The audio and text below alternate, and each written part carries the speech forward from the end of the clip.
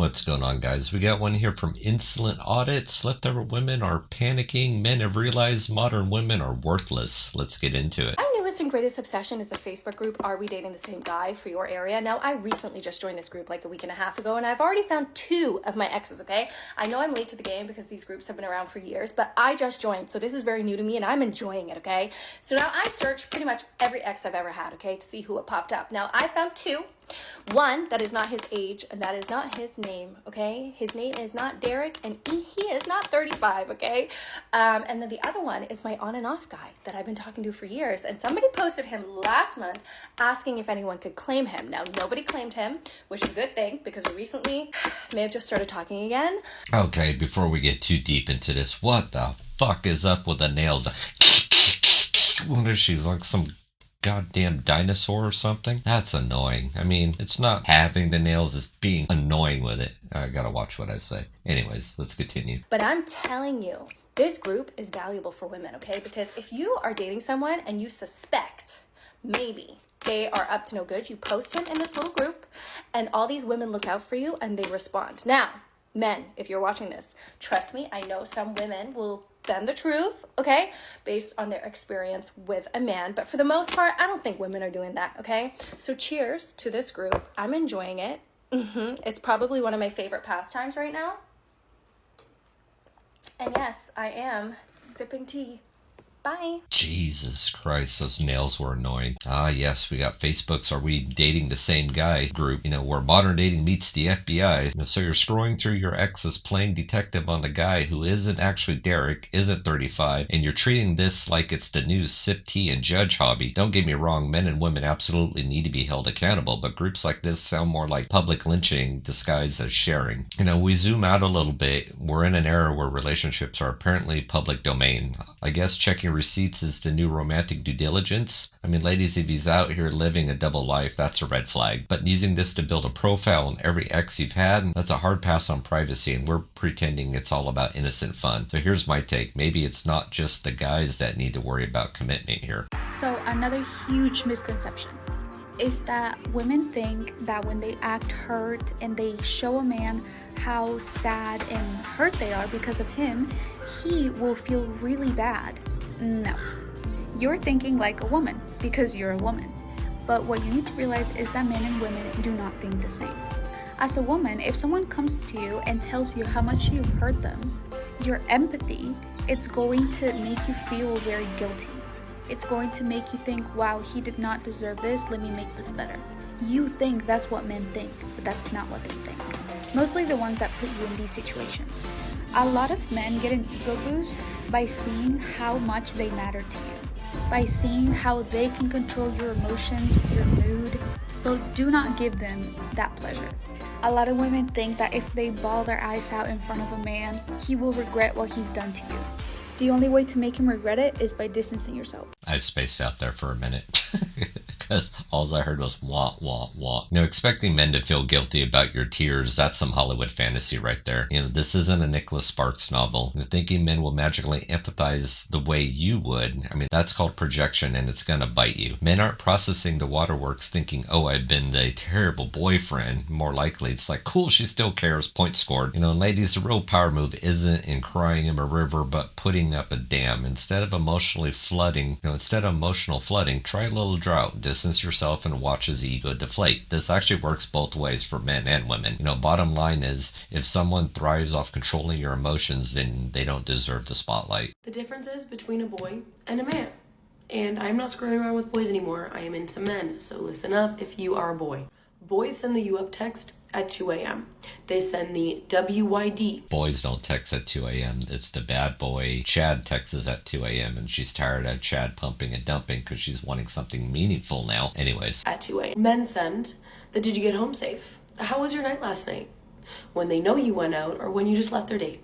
Boys can't commit unless it is after 12 a.m. on a Saturday or Sunday. Men can commit. They can commit to dinner dates, they can commit to you, they can commit to a family, they can commit to a mortgage, they can commit to it all. Boys don't know how to cook, they don't know how to do their laundry. Men know how to do that. They know how to cook, and they don't think that it's just the women that need to do it.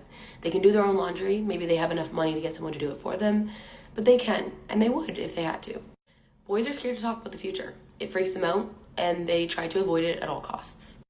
And a man talks about their future plan, their future goals, what they want in their future, and they're not afraid of it.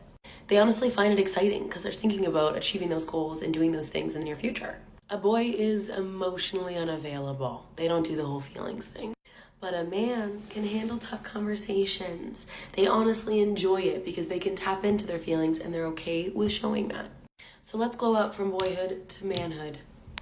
Okay, there's some truth in there, but a boy in a grown man's body is most likely, like I said, the Chad, Pookie, Ray Ray, bad boy that she's referring to. I mean, the eternal question is boy or man. Boys send you up texts at 2 a.m. and men ask about your safe trip home. Okay, sounds ideal, but this boy versus man narrative, it's all surface. You can have a man who checks all the boxes but still gives you a one-way ticket to a heartbreak hotel. Maturity does matter, but defining it as cooking, laundry, and 10 p.m. text etiquette, that's cosmetic. Real men, they're not just decent roommates who will split the chores. They're partners who value reciprocity and respect. If you're dating a boy, your problem goes deeper than a missed text. Try less who does the laundry and more, does he respect me? That's the real growing up question.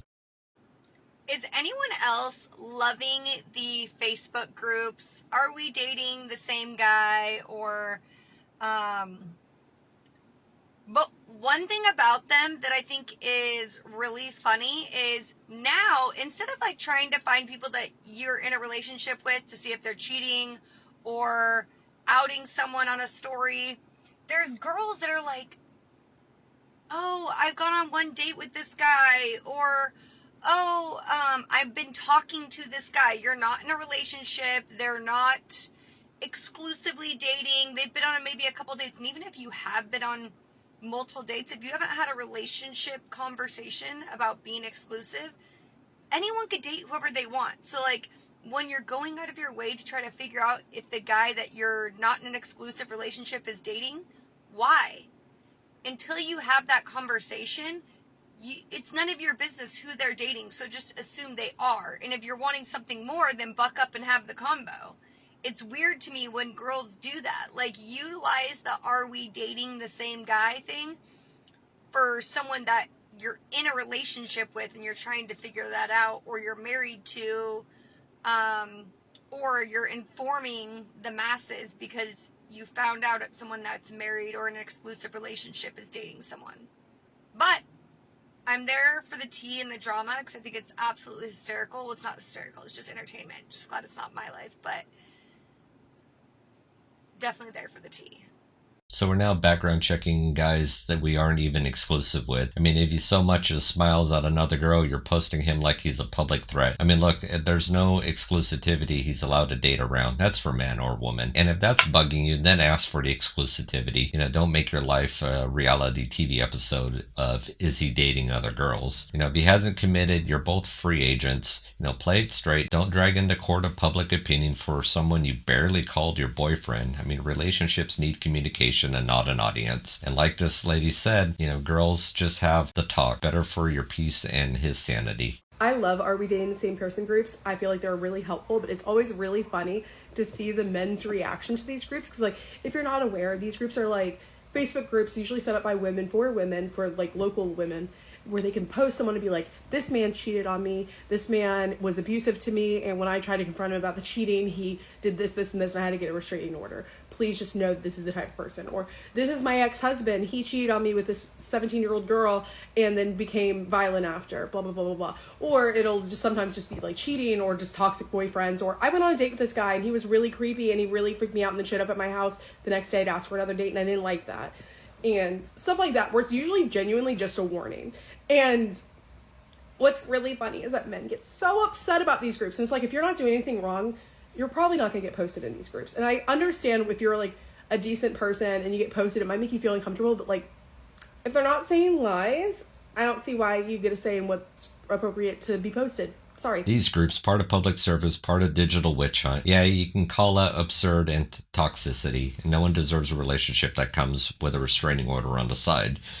But the vibe in these groups is shifting from mornings to rants, and sometimes it sounds more like airing their grudges than sounding alarms. And here's a wild concept. If your ex was a cheat and you walked away, maybe just walk away. Not every ex needs to be immortalized and on a Facebook tell-all. There's strength in silence, and keeping it offline sometimes says more than 1,000 comments ever would. But the men in my area, at least, posted a new group that's just for the men. It's like, are we dating the same women group? And honestly, like, good for them. You can definitely like do that. Like, men should get warnings too. But it's really funny to see the difference in the post and like the intentions behind the post. Because like on the women's side, it's like, yeah, I was with this man for so long and he was an angel and then he turned really violent and I was genuinely afraid for my life. Or this man was just such an amazing person and he ended up cheating on me and using me and I lost this, this, and this, and now my life's wrecked. And then you look at the men's group and it's like, this girl's really catty and bitchy. I went on 3 dates with her and then she didn't even text me back after that. She completely ghosted me.